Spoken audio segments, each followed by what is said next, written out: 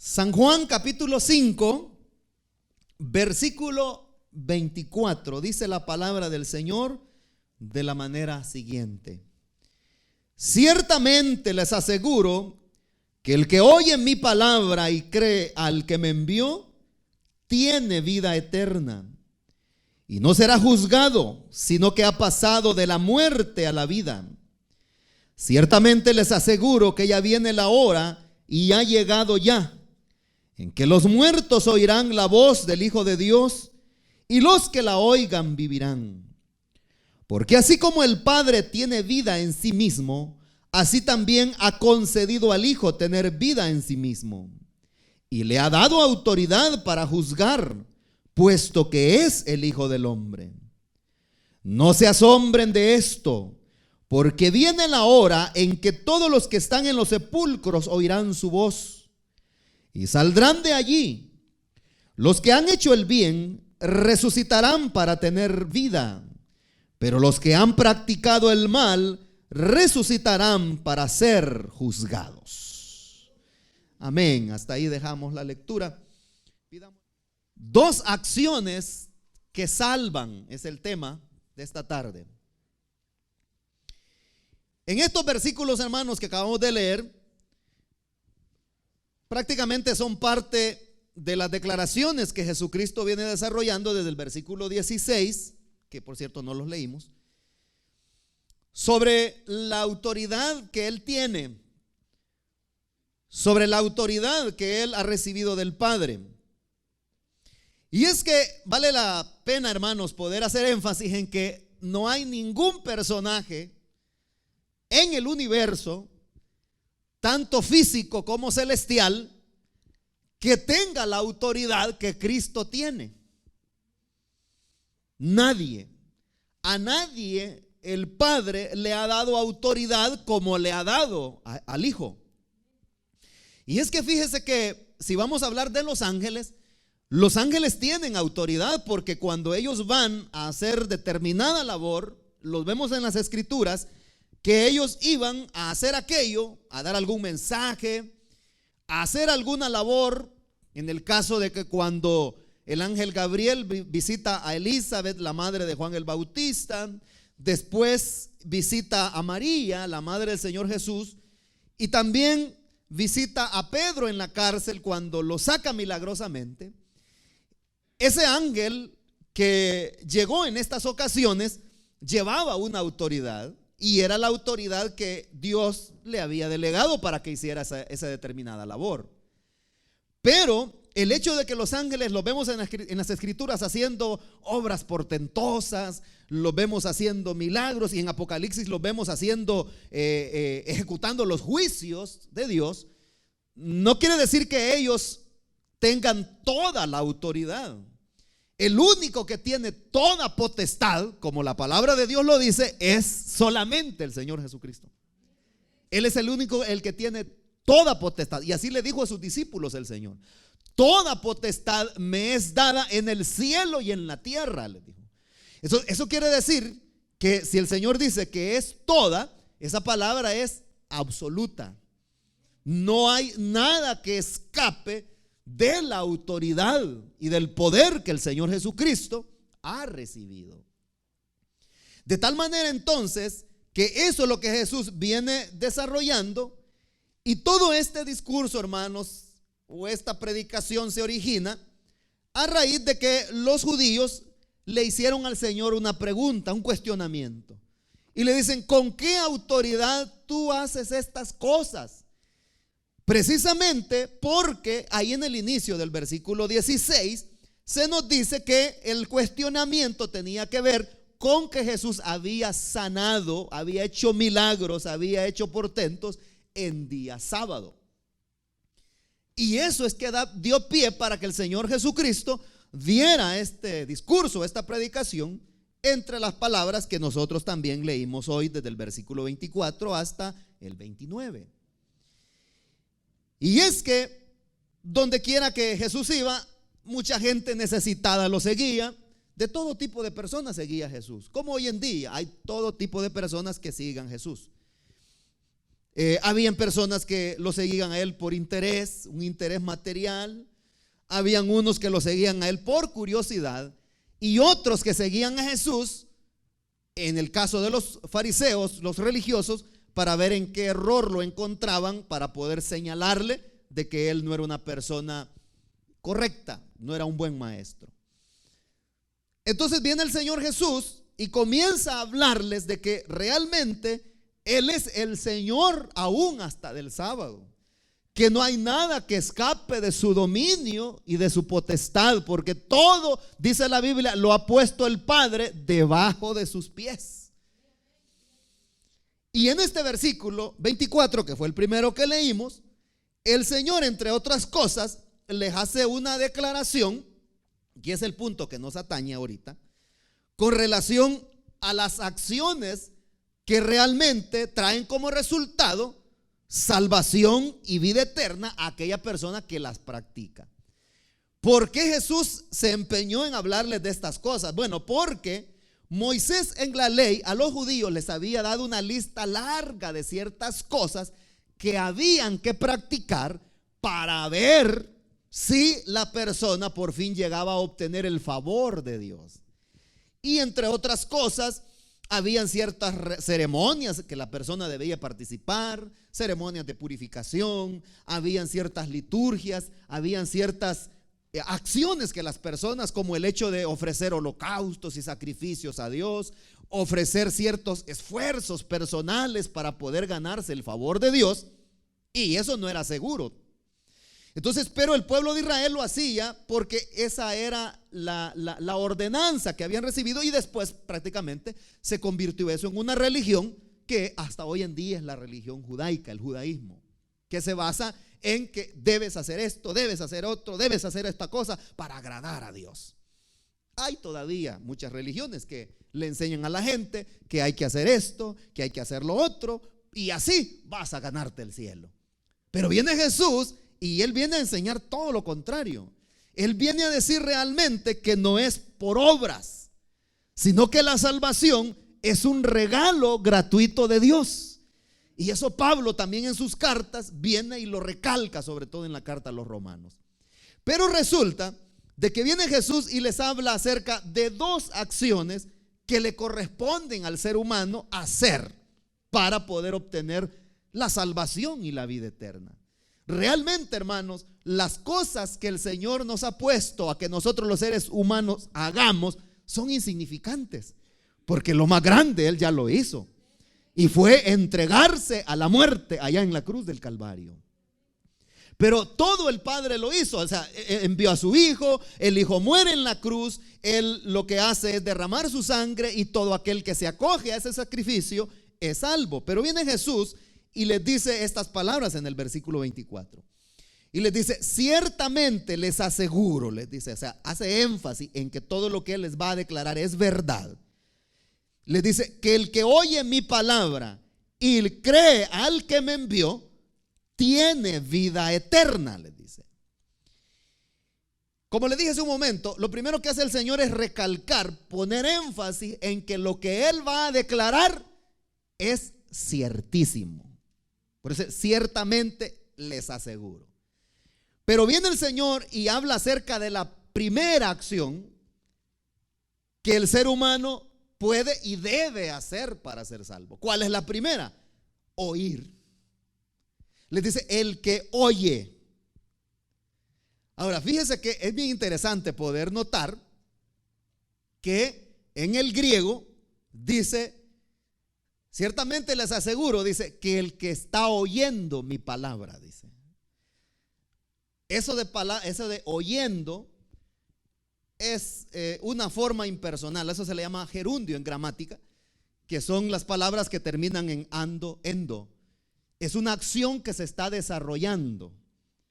Es una forma impersonal del verbo, que puede ser el infinitivo o el participio, que en gramática, como le he dicho, se le llama gerundio. Es una acción que está en desarrollo. En el griego dice: les aseguro, dice, que el que está oyendo mi palabra, dice. Así dice el original, porque el Nuevo Testamento fue escrito en griego. Entonces, pero Oiga, el detalle que dice que el que está oyendo mi palabra.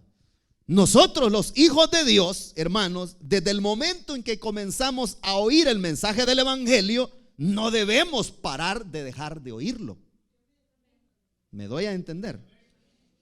O sea, no basta con oír una vez la voz de Dios. No, es que el hijo de Dios, el creyente, debe oír la voz de Dios, debe oír la palabra de Dios siempre.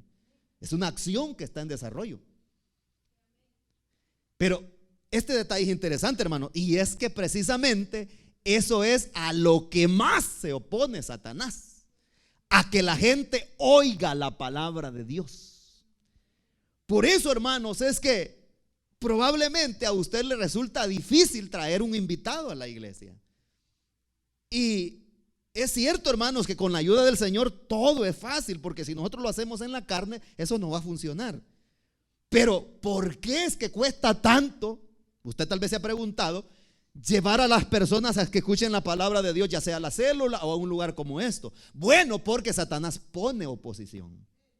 Detrás de todo eso, hermanos, de que la gente no quiera, es que está Satanás, porque a él no le interesa, hermanos, a Satanás, a él, hermanos, a él no le conviene más bien que la gente oiga el mensaje de salvación.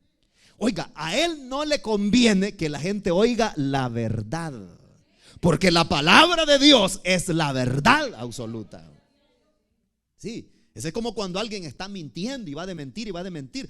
Esa persona no, lo que menos desea es que llegue alguien y le desmienta toda la mentira que ha venido desarrollando durante cierto tiempo. Entonces, Satanás es igual, porque dice la Biblia que él es el padre de mentira. Él lo que quiere es tener a la gente siempre enrolada y embobada en la mentira, y no quiere que la gente oiga la verdad. Por eso es que cuesta tanto, como le he dicho, llevar a alguien a un lugar como estos, o donde se predica la palabra del Señor. Cuesta tanto porque detrás de eso, de esas oposiciones, está Satanás. ¿Por qué Satanás específicamente se opone? Bueno, primero ya le dije que porque él no quiere que la gente oiga la verdad, pero también porque al oír la palabra de Dios, la gente comienza a nacer en ella lo que la palabra de Dios nos muestra, la fe salvadora. Y es que cuando probablemente usted que conoce a Jesús ahora, que es cristiano, llegó un momento cuando el Señor, a través de su palabra y por medio de la operación milagrosa del Espíritu Santo, comenzó usted a ver cosas en su vida que antes usted no las veía. Y fue a través de la palabra del Señor que a usted se le abrieron los ojos del entendimiento y se dio cuenta que era pecador y que necesitaba la salvación. Una persona que no conoce a Cristo y nunca ha oído la palabra del Señor, esa persona piensa que ella es buena gente, que ella no es pecadora. Pero cuando esa persona se expone a la palabra del Señor, es una persona que, así como cuando alguien piensa que está bien arregladito, ¿verdad? Y le dicen, ya te vistes, en qué fachas anda. No, dice, si yo ando bien. Vete al espejo. Y cuando se ve al espejo, wow, dice la persona, no sabía que ni siquiera me había peinado, que me he puesto la ropa al revés. Entonces, la palabra de Dios es como un espejo. Y por eso hay muchas personas que casi no se congregan, aún siendo cristianos. Porque cuando se confrontan a la palabra, se dan cuenta que están todos deformes y monstruosos. Dicen, mejor no vuelvo, dicen.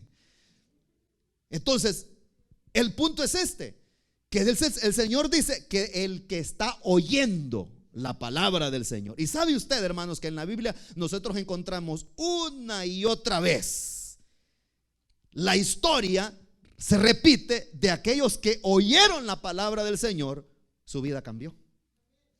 Dice la palabra de Dios que cuando Pablo llega a Corinto y comienza a predicar la palabra del Señor, ahí estaba una mujer, dice la Biblia, que era de la ciudad de Tiatira, que vendía púrpura, dice. Ahí está en el libro de los Hechos de los Apóstoles, en el capítulo 16. Y dice que había no pocas personas, había un número considerable de personas que estaban oyendo la palabra del Señor que Pablo estaba predicando. Pero dice la Biblia que el Espíritu del Señor abrió el corazón de Lidia, dice, porque así se llamaba, y estuvo atenta a lo que el apóstol estaba predicando. Y cuando Pablo dijo, ¿quiénes quieren recibir a este Jesús que yo predico? Lidia levantó la mano.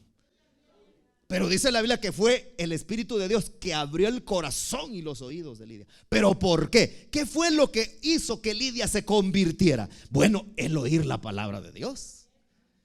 Se efectuó en ella, nació en ella la fe salvadora. Y estuvo atenta, dice, oyendo lo que se estaba predicando. Eso es interesante, hermanos, porque hay muchas personas que van a las congregaciones y no están atentas. Ahí están leyendo la Biblia mientras está predicando, ahí están comiéndose las uñas, otros están durmiendo, dicen, no, si allí estuve en el culto, dicen, solo estuvo el bulto ahí, pero su mente estuvo en otro lado. Pero dice que esta Lidia estaba atenta, oyendo palabra por palabra que el apóstol estaba predicando. ¿Y sabe qué fue el resultado? Que fue salva. Fue salva. Porque todo el que oye la palabra, amados hermanos, hay un efecto. Hay un efecto. Por eso el Señor Jesucristo, en sus mensajes a las 7 iglesias, ¿sabe cómo termina la expresión con la que termina? El que tenga oídos para oír, dice, oiga, dice. Porque muchas personas lo que tienen son orejas, ¿verdad? Todos tenemos orejas. Pero oídos para oír la palabra del Señor, eso es muy diferente. Sí, es muy diferente. Entonces dice el Señor, el que oye mi palabra. Pero fíjese que esta acción, que prácticamente, hermanos amados, no requiere mayor esfuerzo para oír, pero esta acción lleva a la otra, la acción de oír. Porque no basta con solo ser oidor de la palabra. No basta con solamente oír, porque eso trae un resultado. ¿Sabe usted que existen lugares, existen congregaciones?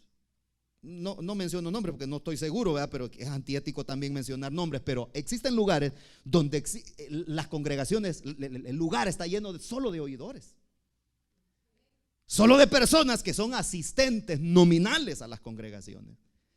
Y son oidores de la palabra. El problema es que hay personas que se acostumbran ya a que le llamen hermanos, a que los saluden de Dios le bendiga, dicen ellos ya. Pues ya soy creyente, dicen. Pero nunca les han dicho que es necesario arrepentirse de sus pecados.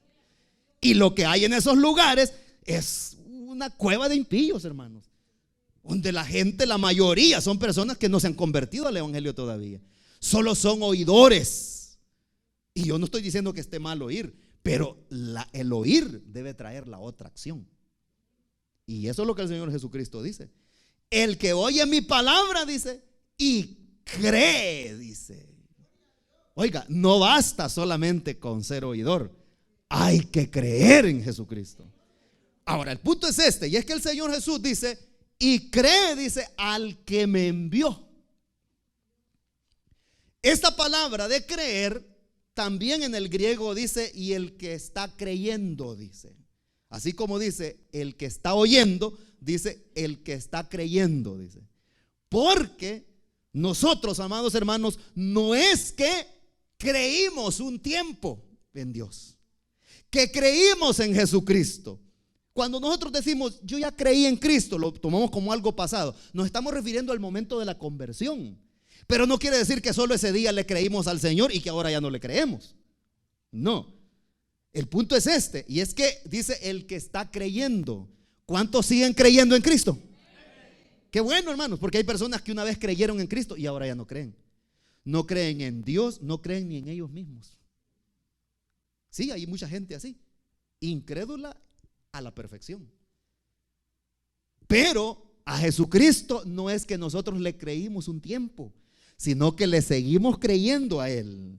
Y cuando se habla acerca de que Él vuelve por nosotros la iglesia y que habrá un arrebatamiento y que el Señor vendrá a levantar a sus escogidos, yo le sigo creyendo. ¿Usted le sigue creyendo? ¿Por qué le vas a preguntar? Porque hay personas que dicen, ya Dios ya no vino, dicen. Ya Jesús ya no volvió. Esos son los burladores que dice el apóstol Pedro, que dicen, ¿dónde está la promesa que dijo que iba a volver? Y hay personas que se desmoralizan, hay personas que pierdan el interés. Digo, estoy hablando de cristianos. Dicen, como ya no vino el Señor, dicen, porque cuando se convirtieron, quizás se convirtieron en un mensaje donde se les habló de que Cristo estaba a las puertas y vinieron corriendo a los pies de Cristo. Dijeron, es que el Señor ya viene. Pasaron 5 años y no vino. 10 años y no vino. Y dijeron ellos, pues ya no vino. Pero dice la Biblia de que delante del Señor 1000 años es como un día. Hermanos, nos podemos estar muriendo ya, pero siempre creyéndole a Él que Él habrá de venir, porque Él está a las puertas. Él vendrá por su pueblo. Eso es mantenerse creyendo. Eso es una acción que está en desarrollo. Así que nosotros no es que fuimos creyentes, no es que una vez creímos, no, estamos creyendo, le seguimos creyendo a Él. Dice el Señor, y cree al que me envió, dice. En la Biblia nosotros encontramos varias veces en el Nuevo Testamento esas palabras del Señor Jesús.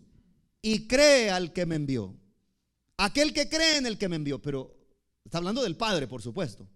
Pero ¿cuál es el interés de Jesús de que nosotros creamos en el Padre? ¿Cuál es el interés? Bueno, es que para la casa del Padre nos va a llevar. Y para poder ir a la casa del Padre es necesario creer que Él existe, que Él es real. Por eso el escritor a los Hebreos dice, aquel que se acerca a Dios, dice, debe creer que Él existe, dice, y que es galardonador de todos aquellos que le buscan, dice. Hermanos, ¿cómo vamos a ir a un lugar que no creemos que existe? Imagínense, hermanos, que nosotros creemos que vamos a ir al cielo, que de hecho debemos creer que vamos a ir al cielo, pero ¿creemos que existe el cielo? ¿Cuántos creen que hay cielo? Aquí dice que hay cielo en la Biblia, una y otra vez. Y nos va a llevar a un cielo nuevo el Señor, porque Él va a hacer cielos nuevos y tierra nueva, dice. Pero imagínense si nosotros decimos que creemos en algo que no existe. Como que es fantasía la cosa, ¿verdad? No, hermanos. Entonces, por eso el Señor Jesús dice, y cree al que me envió. Porque no se puede creer en el Hijo sin creer en el Padre. No se puede creer en el Hijo negando al Padre. No se puede. No se puede, hermanos. Ahí es donde se contradicen las sectas, solo Jesús, o Jesús solo, que creen en Jesús y niegan al Padre. ¿Cómo va a haber hijo sin haber alguien que lo haya engendrado? Es ilógico, ¿verdad? No se puede. Tuvo que haber alguien. O sea, tuvo que haber un padre para que existiera un hijo. Entonces, por eso el Señor Jesús una y otra vez menciona al Padre, que es necesario creer en el Padre, quien fue que lo envió a Él. Y a nosotros que somos su pueblo, su novia, su prometida, nos llevará a la casa del Padre. Entonces hay que creer en el Padre. No se puede ignorar al Padre, solo creer en el Hijo. Pero viene el Señor Jesús y habla acerca de, así como hay dos acciones, igualmente hay dos ventajas. El de oír y creer, también hay dos ventajas para el que oye y cree al que envió a su Hijo. Y estas dos acciones dan como ciertos resultados. Dice, mire, además, cree, dice, al que me envió, dice, tiene vida eterna, dice en primer lugar.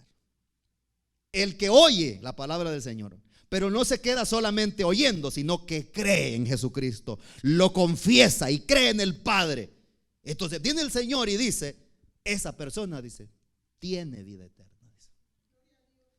Pero está en un presente perfecto. No dice tendrá vida eterna, no dice va a tener vida eterna, no, dice tiene vida eterna. ¿Cuántos tienen vida eterna aquí? ¿Sabe cuál es el problema de muchos creyentes? Que dicen, yo, dice, un día voy a tener vida eterna, dicen, porque se están refiriendo al tiempo cuando estén ya en el cielo. Nosotros, ¿sabe cuándo tuvimos vida eterna? Cuando vino Jesús a morar en nuestro corazón. Sí, entonces, ¿pero qué es vida eterna? Vida eterna, hermanos, no es a ese momento de irse a vivir al cielo. Vida eterna se está refiriendo a la vida de Dios en nosotros. A la vida de Dios en nosotros. ¿Cómo es la vida de Dios? La vida de Dios es santa. La vida de Dios es amor, porque Él es amor. Entonces, el que es hijo de Dios tiene la vida de Dios. Dice, tiene vida eterna, dice el Señor. ¿Cuántos tienen vida eterna? Ustedes no convencen, hermano. ¿Cuántos tienen vida eterna, hermanos? Oiga, si es que el Señor nos ha dado vida eterna, su vida misma la entregó por nosotros.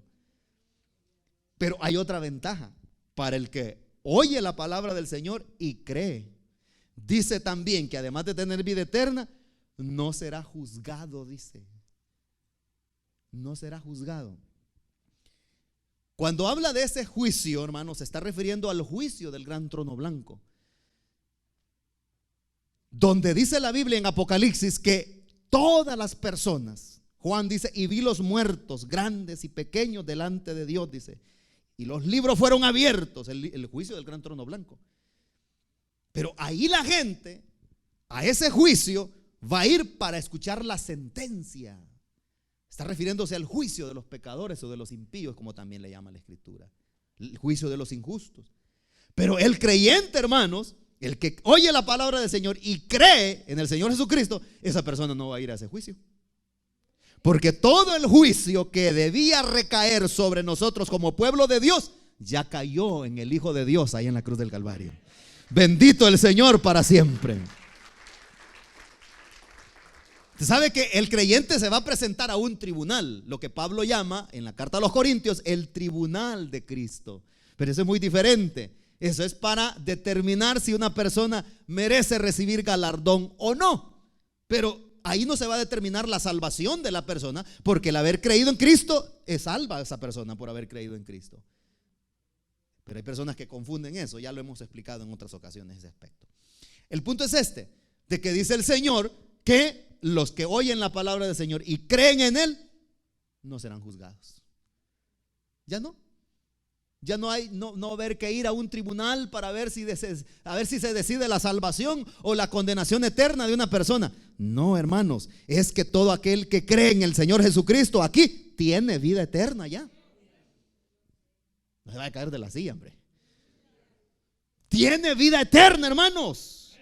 Oiga, se lo repito, tenemos vida eterna. Tenemos la vida de Dios en nosotros por haber solamente oído la palabra de Dios un día y haberle creído a Dios que Él es capaz de hacer todo lo que ha prometido en su palabra. Vida eterna. Y no hay condenación, dice el apóstol Pablo, para los que están en Cristo, dice. Porque salen por ahí muchas falsas enseñanzas, asegurándole a la gente que no se sientan tan seguros de la salvación, que llegará un día en que se va a determinar a ver si la persona entra al cielo o no entra al cielo. Oiga, hermanos, para estar en esa condición, para estar en esa indecisión, hermanos, no es así. Es que la salvación es por gracia. Nosotros hacemos obras porque amamos al Señor, porque hay una fe en nosotros, y no hacemos las obras buenas porque queremos ganarnos el cielo. Entonces he comprado el cielo, entonces así sería. Pero no, es por haber creído en el Hijo de Dios. Tiene vida eterna, dice el Señor, y no irá a condenación, no será juzgado. ¿Por qué? Dice que esa persona ya pasó de muerte a vida. Porque la palabra de Dios dice que nosotros sin Cristo estábamos muertos, dice. Muertos en nuestros delitos y en nuestros pecados. Así como estaba Lázaro, así como estaba la hija de Jairo, hermanos, que estaba muerto totalmente, sin poder hacer nada por sí mismo. Pero un día estos muertos oyeron la voz del Señor y el Señor los resucitó. Nosotros también estábamos muertos en delitos y pecados, los que ahora creemos en Cristo, pero un día oímos la voz del Señor. Por eso es que Satanás no quiere que la gente oiga la voz de Dios. No quiere que oiga la palabra del Señor la gente. ¿Por qué? Porque esa persona va a resucitar. Resucitará a la vida eterna. Se despertará. Dice, no vendrá condenación, no será juzgada esa persona, sino porque ya pasó de muerte a vida. ¿Cuántos están vivos aquí? No me estoy refiriendo a la vida física, espiritualmente. Hay unos que sí parece que están muertos, hermanos, físicamente ya andan en las últimas. Hermanos, nosotros tenemos vida eterna, la vida de Dios en nosotros. A Él sea la gloria y la honra por siempre. Vida eterna. Hemos pasado de la muerte a la vida. Nos ha trasladado de la potestad, dice, de las tinieblas al reino de su amado Hijo Jesucristo. Ahí nos encontramos, hermanos. Pero viene el Señor Jesús y les da otra declaración en el versículo 25. Ciertamente les aseguro, les dice, que ya viene la hora, y la hora ha llegado ya, en que los muertos oirán la voz del Hijo de Dios, y los que la oigan vivirán. En esos versículos, hermanos, en ese versículo se habla de un tipo de resurrección, y eso es lo que le mencioné hace un momento, de una resurrección espiritual. Jesucristo dijo, les aseguro, les dijo de nuevo, que ya viene la hora, y la hora ya llegó. Es más, ya la hora llegó, les dice, porque ya estaba Él en el mundo personalmente. Había venido ya. En que los muertos, les dice, oirán la voz del Hijo de Dios. Se estaba refiriendo a los muertos espiritualmente, a aquellos que estaban muertos en sus delitos y pecados. Oirán la voz de Dios, les dice, y los que la oigan, les dice, vivirán. Lo que le dije hace un momento, hermanos. Por eso es que Satanás se empeña tanto en que la gente no oiga la palabra de Dios. Y aún se empeña tanto en que nosotros, los que ya hemos creído en Cristo, no la sigamos oyendo. ¿Por qué? Porque entre menos nosotros nos alimentamos espiritualmente, más débiles estaremos. Por eso es que uno hace hincapié, hermanos, congréguense, hermanos, no dejen de venir a la iglesia. Y dice, ¿y cuál es el afán del pastor que estemos todo el tiempo ahí en la iglesia? Y que el jueves, y que el domingo, que en las células, y que a las vigilias, y que a los ayunos, y que a esto, y que a lo otro. No, hombre, no es para tanto, dicen algunos. Oiga, hermanos, es que le estamos invitando a que venga a comer. ¿Se molesta usted que le digan, ven a comer? Ya comí un poco, dicen, pero déjeme otro poquito. Ahí sí, ¿verdad? ¿Y por qué espiritualmente somos decanados? Y porque no somos rogados cuando mira, hermanos, aquí hay comida el jueves, hay palabra de Dios, hay comida el domingo también, el sábado también hay comida, hermanos. ¿Quiere comer? Se hacen los locos, ¿verdad? ¿Por qué somos así? Y como para comida material no. Más cuando hay sábado, que hay una fiesta por aquí y dicen, me han invitado a otro cumpleaños allá. Y ya en la nochecita dicen, hay otra fiesta por allá. Dicen, aunque sea un poquito en cada lado voy a comer. Ahí sí, ¿verdad? Pero es que entre más nosotros, hermanos, oímos palabra de Dios, nuestra alma se nutre. Y aunque venga Satanás con todo su arsenal de demonios a querernos debilitar, nosotros estaremos firmes, porque el Señor nos ha fortalecido con su palabra. Eso es importante, hermanos. Y por eso Satanás se empeña tanto en que aún los hijos de Dios no escuchemos palabra de Dios. Ya no digamos la gente que no conoce al Señor, hermanos. Esos están muertos completamente, eso es lo que el Señor dice. Pero cuando llegue el momento, cuando llegue ese momento, hermanos, en que se escucha la palabra del Señor, ese ahí es que el alma cobra vida. Yo creo que usted tiene bien claramente el día que se convirtió. ¿Sí? Hay unos que se les olvidó quizá, ¿verdad? Pero eso no se debe olvidar. Usted se le puede olvidar el día en que nació, hermanos, del vientre de su madre, pero no se le debe olvidar, no se le puede olvidar el día en que nació de nuevo, hermanos. Hermanos, si fue algo que fue una conmoción en nuestra vida. Es algo que vino a partir la historia de nuestra vida por mitad. El antes y el después.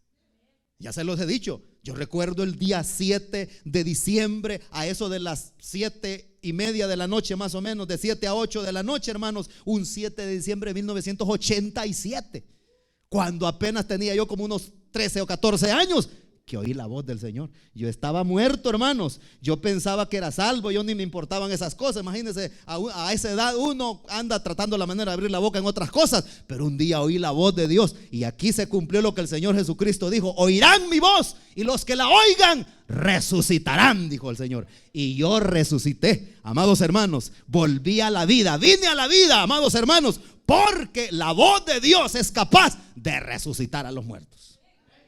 Sí, hermanos, a eso se refiere ahí.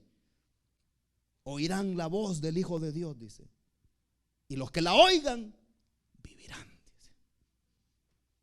Y el Señor dice: porque así como el Padre tiene vida en sí mismo, así también ha concedido al Hijo tener vida en sí mismo. Hermanos, esa era una bomba para los judíos. El que el Señor dijera que Él tenía vida en sí mismo, esa era una bomba. ¿Por qué? Porque para ellos Jesús no era Dios. Para los judíos no era Dios. Pero ahora Jesús viene y les dice, así como el Padre, o sea, se está poniendo en el mismo nivel del Padre en cuanto a la autoexistencia. Así como el Padre autosubsiste, autoexiste, así el Hijo también no depende de nadie para existir.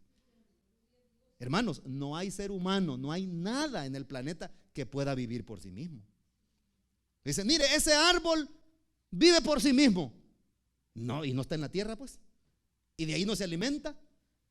O alguien puede decir, no, yo no necesito de nadie. Dice. Hay gente que es orgullosa. De nadie necesito, dice. Yo me hice a mí mismo, dice. Por eso es que están tan feos, ¿verdad? Dice, yo no necesito de nadie. Soy autoexistente, dicen. Oiga, ¿y de dónde nació? Tuvo que haber nacido de otro ser humano. ¿Cómo come? ¿De dónde come? Se alimenta de las plantas, de las frutas, de las verduras. O sea, no podemos decir nosotros que autoexistimos y que no dependemos de nadie. Pero el ser único que subsiste por sí mismo es Dios. Por eso esa palabra, el yo soy, eso es lo que significa. El que subsiste por sí mismo. Que fueron las palabras que Moisés oyó del Señor cuando le dijo, vean del faraón y dile que deje ir a mi pueblo. Y si me dice, ¿quién me manda? ¿Qué le digo? Dile que el yo soy te manda. El que no depende de nadie, el que no tiene que darle cuentas a nadie. Y el Señor, eso es lo que está diciéndole a los judíos. Así como Dios el Padre le dice, no necesita de nadie para subsistir, así también al Hijo le ha dado el poder para subsistir por sí mismo. Ay, hermanos, a nosotros tal vez no nos causa tanto impacto eso, ¿verdad? Pero a ellos, hermanos, que eran unas personas que interpretaban la ley, que sabían que cada palabra lo que significaba, eso era una bomba para ellos, una gran ofensa, era una blasfemia. O sea, se estaba poniendo en la misma posición de Dios. Y de hecho que Él es Dios, hermanos. Tiene vida en sí mismo. O sea, si Él tiene vida en sí mismo, entonces quiere decir que Él es el único que puede también dar vida. Y esa es la bendición más grande que tenemos nosotros. Y es que esta vida eterna de la cual nosotros ahora podemos declarar de que la tenemos, no es que nos la dio alguien más, no es que la recibimos de nuestros padres, no se está refiriendo a la vida física, se está refiriendo a la vida eterna. Lo que es nacido de carne, le dijo el Señor a Nicodemo, carne sigue siendo. Pero lo que es nacido del Espíritu, le dijo, Espíritu es. Y es que con su Santo Espíritu el Señor nos dio vida. Y dice, y le ha dado autoridad para juzgar, puesto que es el Hijo del Hombre. Oiga, hermanos, solo Él tiene la autoridad para juzgar. ¿Quiénes somos nosotros para juzgar? Muchas veces caemos en la categoría de juzgones, ¿verdad? Juzgamos a medio mundo, vemos a aquella persona, ese no me la hace buena, dicen, ese algo se trae entre manos y que no sé qué va, y con prejuicios y juzgando a la gente tan solamente por lo que oímos o por lo que vemos. Dice que el único que tiene poder para juzgar es el Señor Jesucristo. Por eso Pablo dice a los corintios, no juzguen nada antes de tiempo. Dice, ¿quién los ha puesto a ustedes por jueces? No juzguen. Pero ¿por qué Jesús sí puede juzgar? Ahí dice, porque es el Hijo del Hombre, dice. ¿Y qué significa eso? Es que mire, hermano, Él es el único que es Dios y es hombre. Esa es la gran diferencia. Por eso que Pablo también escribiéndole a Timoteo le dice, que hay un solo Dios y un solo mediador entre Dios y los hombres, Jesucristo hombre, le dice. Pero que está hablando ahí Pablo, de que él conoce tanto la naturaleza humana, pero también la divina. ¿Sí? Él puede estar a los dos lados al mismo tiempo. A nosotros se nos muere un ser querido, lo acompañamos hasta el cementerio, y para allá a ver qué pasó, ¿verdad? Con su alma, ¿dónde está? Pero el Señor puede ver este lado y puede ver el otro al mismo tiempo. De tal manera que Él conoce también nuestros pensamientos y nuestras intenciones, pero también sabe lo profundo de Dios, porque Él es Dios. ¿Se da cuenta? Porque nosotros muchas veces podemos desaprobar lo que Dios aprueba. Y podemos aprobar más bien lo que Dios dice, eso no es así. Y nosotros darle el ok. Pero lo bueno es que Jesucristo, hermanos, amados hermanos, es Dios y es hombre. Y Él está en los dos lados porque Él conoce las dos naturalezas, la divina y la humana, porque Él las tiene. A eso se refiere la Escritura cuando habla del Hijo del Hombre. No es que sea hijo de hombre y no sea hijo de Dios. Se está refiriendo también a su humanidad. ¿Qué ventaja tenemos nosotros, hermano? De que tenemos un Salvador y un Señor que no ignora lo que nosotros vivimos y que pasamos. Imagínense un Dios lejano, hermanos, que no sepa que es una fiebre. Un Dios lejano que no sepa que es un dolor de cabeza, y pedirle a Él que nos sane de un dolor de cabeza o de un dolor muscular, y decimos, pues al fin y al cabo Dios, ¿qué sabe de un dolor? Claro que sí. Dice la Biblia que Él llevó nuestras dolencias en la cruz del Calvario. Él sufrió las fiebres, Él sufrió los dolores. Cuando le pedimos a Él que nos sane, es porque Él ya ha experimentado el dolor. Y si le pedimos a otro ser humano que nos ayude en algo difícil, ¿cómo otro ser humano nos va a ayudar, hermanos? Si nos vamos por el otro lado, ¿verdad? En los imposibles. Pero tenemos la ventaja de que tenemos ese alguien que también sufrió nuestros dolores, que sabe que es un dolor, que sabe que es tener hambre, que es tener sed, pero que también todo lo puede porque Él es Dios también. Gloria a Él para siempre. Dice además el versículo 28. Aquí viene el Señor y hace otra declaración. No se asombren de esto, porque viene la hora en que todos los que están en los sepulcros oirán su voz. Dice, hablando de Él, que oirán su voz. Ahí se está refiriendo a las resurrecciones físicas. Hay un detalle que no sé si usted lo nota. En el versículo 25 dice, ciertamente les aseguro que ya viene la hora, dice, y la hora ha llegado, y la hora es, como dice otra traducción. Pero en el versículo 28 no dice y la hora ha llegado y la hora es, porque las resurrecciones van a ser al final. Hay una diferencia entre esas dos declaraciones. Dice, no se asombren, porque viene la hora y en que todos los que están en los sepulcros, está hablando de los muertos físicamente, oirán su voz, dice, y saldrán de allí, dice. Viene el día, hermanos. Viene el día en que aquellos, tanto como dice el Señor Jesús, aquellos que murieron en Cristo, los justos, resucitarán. Viene el día de las grandes resurrecciones, hermanos. Y lo más glorioso es que aquellos que nos adelantaron un día habrán de resucitar con cuerpos glorificados, dice este libro santo. Habrán de levantarse con cuerpos incorruptibles, amados hermanos, para recibir también la herencia de los santos, la herencia prometida por aquel que no miente jamás.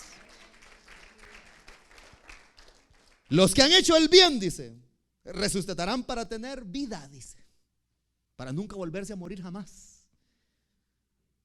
Qué glorioso será ese día, hermanos. Qué glorioso. Y los que practicaron el mal resucitarán, dice, eso sí, para ser juzgados. Ahí están las dos opciones. Ahí el Señor está diciendo cuáles son los resultados, los dos caminos, las dos opciones que hay. Oír la palabra del Señor y creerle a Él trae como resultado vida eterna. Y el cristiano ya no se preocupa por el porvenir. Dice, a saber cómo va a ser en aquel día. Que un cristiano ande preocupado por eso, hermanos, a saber qué tipo de evangelio le predicaron. ¿Sí? Porque el evangelio trae esperanza. El evangelio lo que trae, amados hermanos, es una buena y santa expectativa acerca del futuro. A nosotros ya no nos preocupa el porvenir. Ya no estamos preocupados ni comiéndonos las uñas a ver qué va a pasar al fin del mundo, ¿verdad? A ver qué va a pasar al final. Ya el Señor nos dice en su palabra: si han creído en mí, tienen vida eterna, dice el Señor. Señor, y se va a decidir si voy a ser salvo o ir al cielo o no, me vas a mandar para otro lado. No, dice el Señor, tienes vida eterna y no serás juzgado. No vas a ir a los tribunales. No vas a presentarte ante el juicio del trono blanco para oír una sentencia cruel. No.